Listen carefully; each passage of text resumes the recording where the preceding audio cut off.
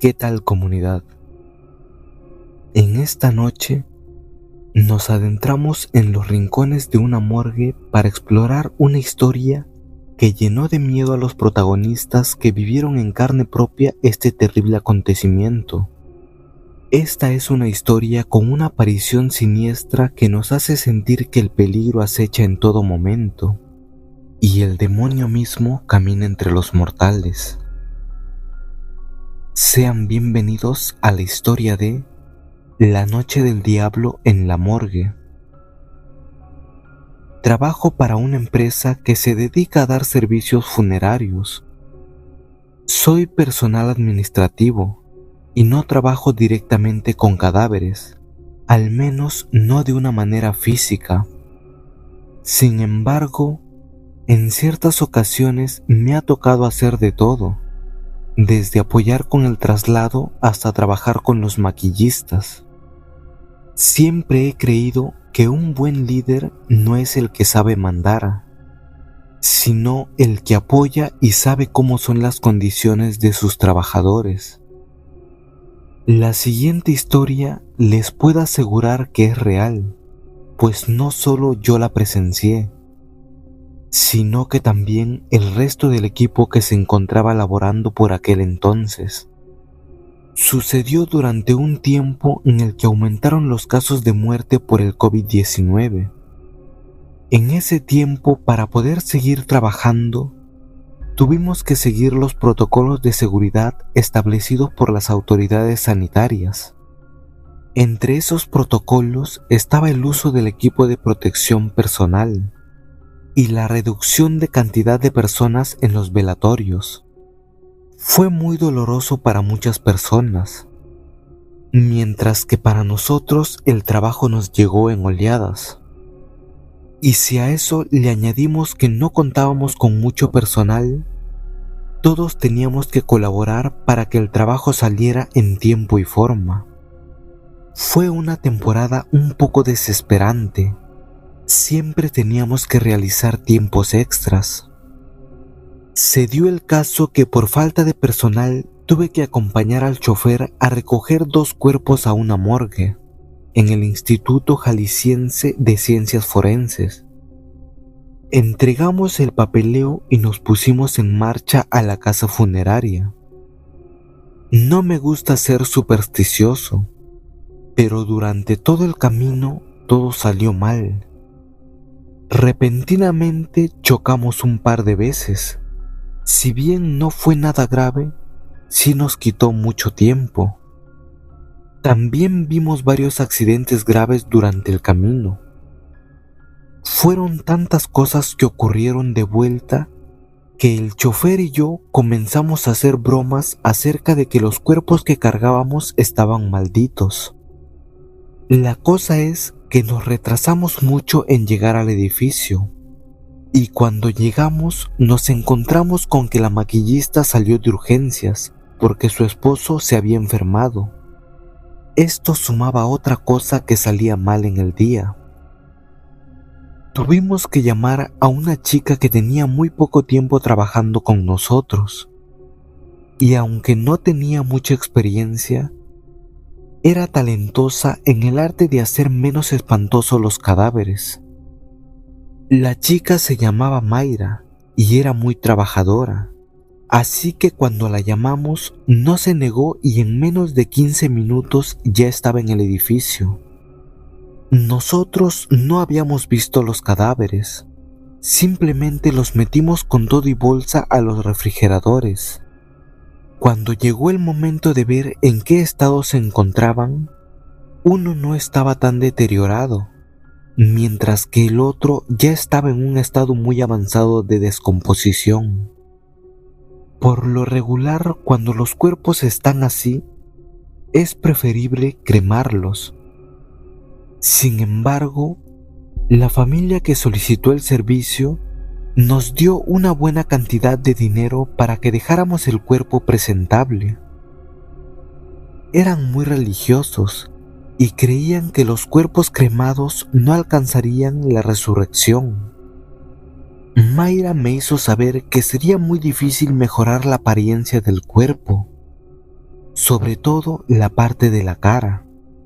Yo le dije que hiciera lo que pudiera y que al terminar habría un buen bono extra aparte de lo que ya estaba ganando por las horas extras. Dejé a María trabajando sola mientras le pedí al chofer que fuéramos a comprar algo para la cena. No tardamos ni 30 minutos en regresar. Fue cuando encontramos a Mayra en la entrada de la sala de velaciones. Ella se veía muy nerviosa. De inmediato le pregunté qué era lo que ocurría. Ella me miró y después negó con la cabeza mientras decía que no pasaba nada, pero que no quería estar sola en la sala de embalsamamiento.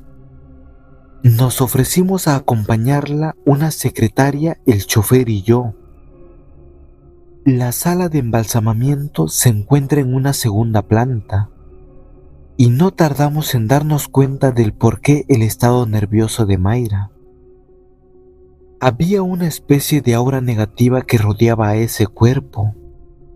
No podías acercarte al cuerpo sin que sintieras escalofríos. Cuando suelo sentirme nervioso, tiendo a hablar demasiado rápido, como si intentara encubrir mi miedo. Y aunque intente hacer esto para calmar a los demás, todos se terminan contagiando de mi nerviosismo. Al poco rato, todos comenzamos a escuchar ruidos en el edificio, como si alguien estuviera bajando y subiendo las escaleras muy rápido.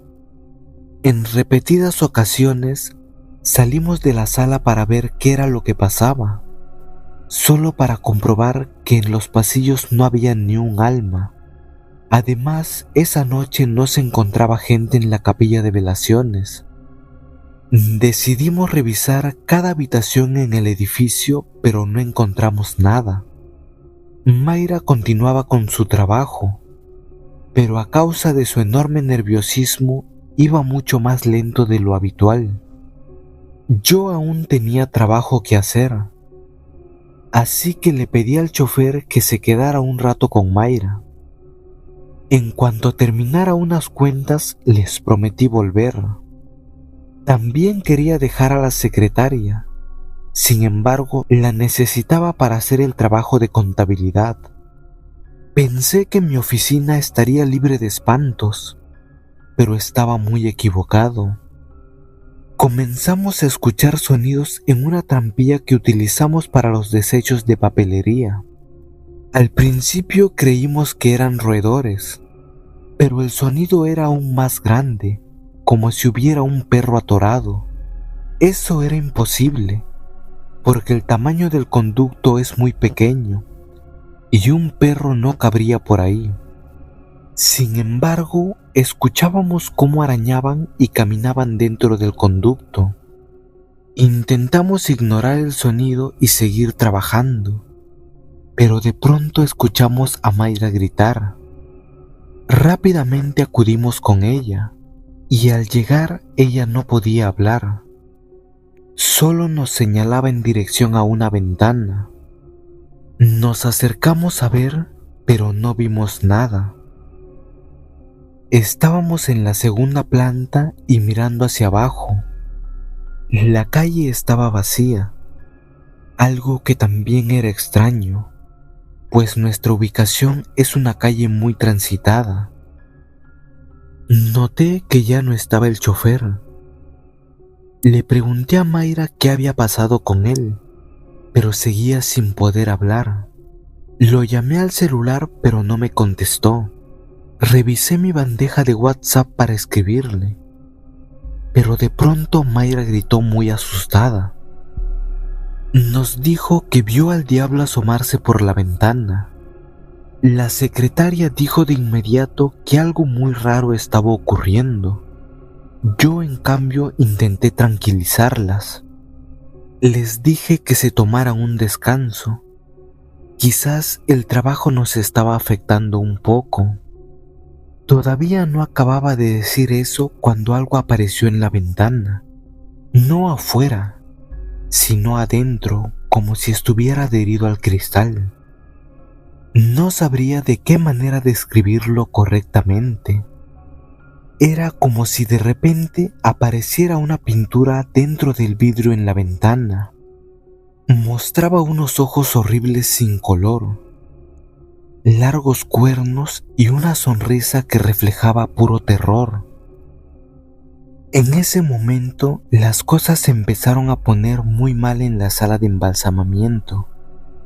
Para empezar, el rostro del cuerpo en el que estaba trabajando Mayra adquirió la forma de una sonrisa, muy parecida a la de la aparición que estaba en la ventana. En ese momento, el cristal de la ventana comenzó a chillar.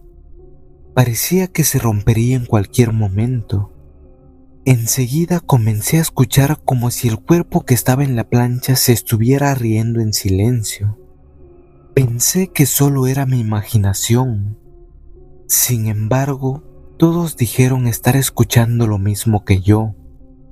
Lo único que se me ocurrió en ese momento fue comenzar a rezar en voz alta, y enseguida se me unieron los demás sin que yo se los pidiera. Solamente así pudimos detener esa aparición. Después decidimos quedarnos con Mayra hasta que terminara el trabajo. Mientras ella continuaba maquillando los cuerpos, nosotros seguíamos rezando. Cuando terminamos, no lograba contactar al chofer. Se me hacía muy raro que se desapareciera sin avisar a nadie. Llevaba muchos años trabajando con nosotros y en todo este tiempo jamás tuvimos ningún problema como este. Después de llamarlo en varias ocasiones, me contestó la llamada. Me dijo que lo sentía mucho, pero que no podía seguir trabajando en la entrega de ese cuerpo. Él había visto el mismo demonio que nosotros en la ventana, y de ninguna manera quería acercarse a ese cuerpo. Entendí y acepté su posición, además que me recomendó a otro trabajador para que terminara el trabajo. Cuando llegó el otro chofer, no tuvimos ningún problema para entregar el cuerpo. En el velorio había muy poca gente. Eran muy extraños y no quisieron recibir los cirios, ni siquiera la cruz. Lo único que recibieron fueron las flores. Afortunadamente, después de que se entregó el cuerpo, ya no volvimos a experimentar algo tan pesado como ese día.